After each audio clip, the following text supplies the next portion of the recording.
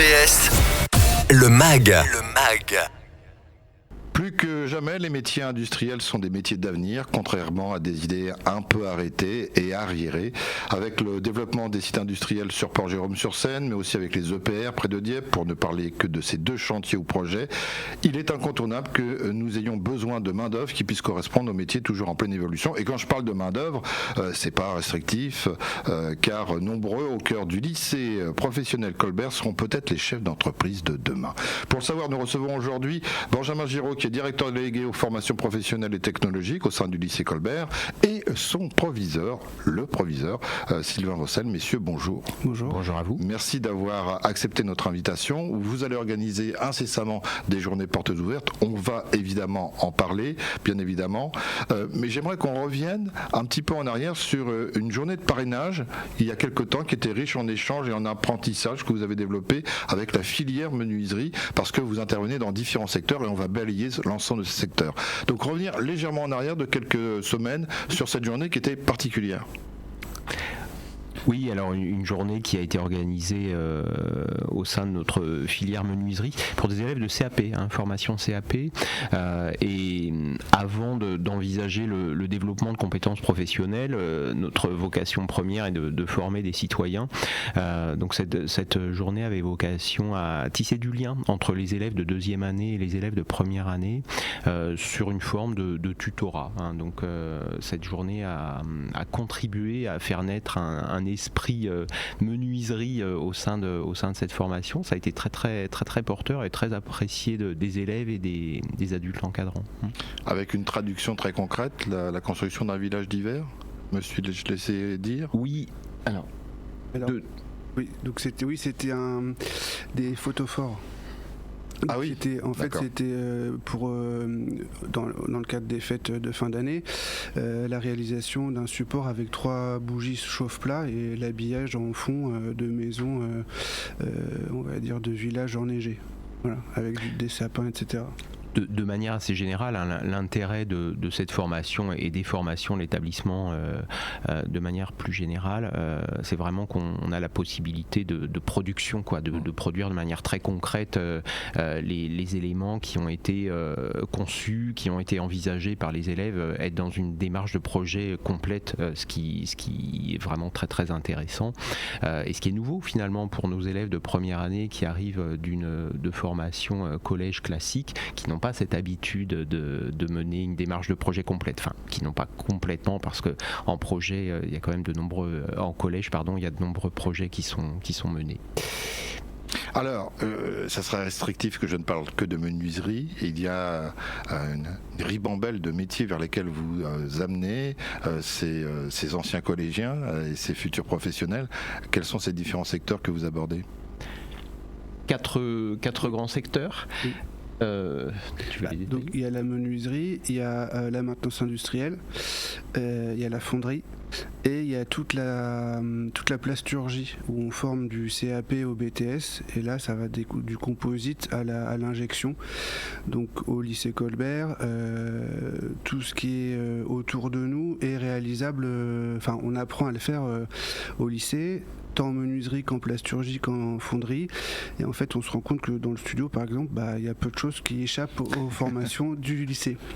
Sur les métiers qui existent en 2026, mais également les métiers qui n'existent pas encore mais qui émergent, nous tissons des partenariats avec des partenaires qui développent des actions vraiment intéressantes sur l'impression 3D, impression 3D sur les matières plastiques, sur les métaux, et vous voyez on sent vraiment émerger de nouveaux métiers, et nous sommes en prise avec ces personnes qui innovent sur le territoire, ce qui nous ravit tous.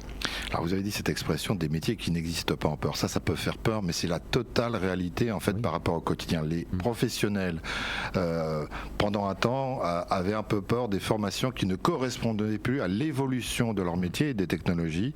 Et là, vous venez de dire, on va travailler sur des métiers qui n'existent pas encore. C'est fort. Oui. C'est vraiment une source de grande motivation et de stimulation pour nous tous, puisque les industriels avec lesquels nous exerçons ont bien conscience que la richesse sont les ressources humaines. C'est pas tant dans le matériel, mais plutôt qu'est-ce qu'on en fait, le savoir-faire associé. Alors c'est une source de motivation pour eux, pour nous, puisque ça nécessite de re-questionner nos pratiques, nos manières d'intervenir auprès des jeunes, et c'est la raison pour laquelle a été développé notamment sous l'impulsion de mon prédécesseur un Fab Lab, donc un atelier de recherche qui vraiment œuvre dans ce sens. Et ce Fab Lab est associé à des partenaires, je ne sais pas si on peut les citer, sur le territoire diepois, qui sont très en pointe sur toutes les questions notamment d'impression 3D. Donc là on a vraiment un pied dans les décennies à venir. Ce sont des métiers qui sont en tension, on s'en rend compte de plus en plus. On parlait de plasturgie, on parlait de Dieppe, il y a quelques chantiers qui sont importants et intéressants, et on voit qu'il faut, quand je parlais de main d'œuvre, c'était pas péjoratif, c'est-à-dire des techniciens qui soient au fait des choses, et en fait je crois que les industriels, ils ont des regards très, très affinés, très avisés sur vos écoles.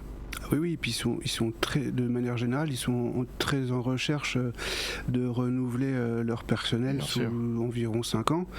Et donc, quelle que soit la formation et le diplôme vers lequel les élèves se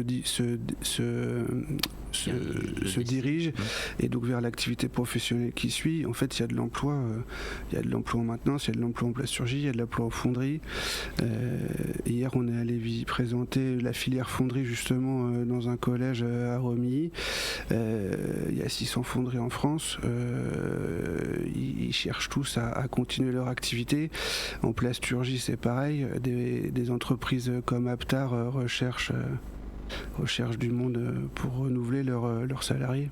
C'est important que vous balayiez des idées préconçues, parce que fonderie, on pourrait penser, quand on dit le mot fonderie, on a l'impression qu'on est à une époque reculée, mais pas du tout. Vous avez réutilisé un four à fonderie chez vous. Oui.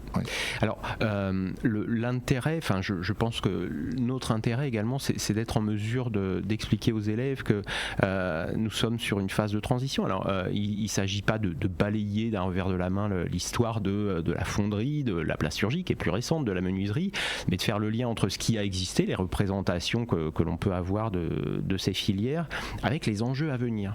Et l'usine du siècle prochain ressemble plus à un laboratoire de recherche, une salle blanche, avec des robots qui virevoltent partout.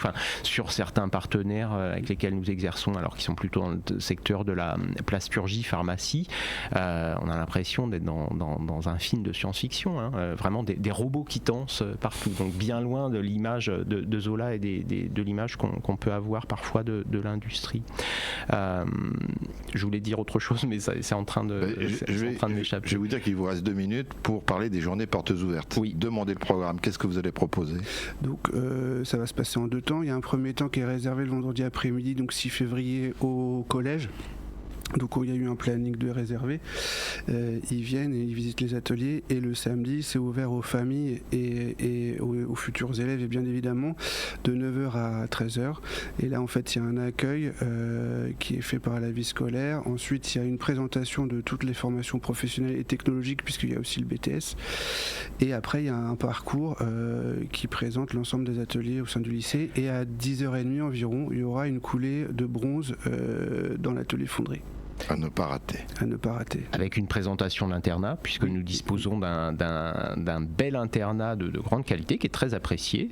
Et voilà, je reviens sur le point que je voulais évoquer tout à l'heure. Notre enjeu également est d'adapter les filières aux enjeux du siècle. La plasturgie actuellement souffre d'une image dégradée, parce qu'on associe plasturgie à pollution.